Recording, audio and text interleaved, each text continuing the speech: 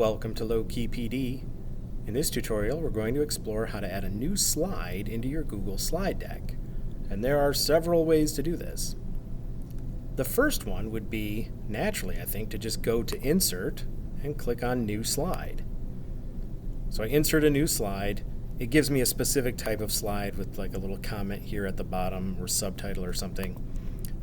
But if I want to change the layout of this slide, I can go to Slide and then Apply Layout, and then I can choose from among the different slide layouts which layout I would like this one to have. So then I can just change it.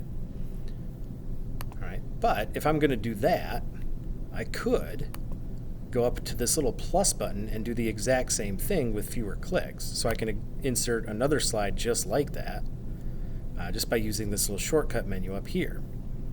Or, if you noticed, when I clicked on the slide menu up here, the very first option was to insert a new slide, so I could do it that way. But if you noticed there, when I click on this, notice there's a keyboard shortcut for inserting a new slide. So if I wanted to, I could do Control M and use a keyboard shortcut to insert a new slide. So there are a bunch of different ways to insert new slides into your slide decks. The keyboard shortcut is probably the quickest one to do on the fly, as you can just quickly do it on your keyboard rather than take control of your mouse, maneuver it somewhere, click on something, drag and find the thing you want.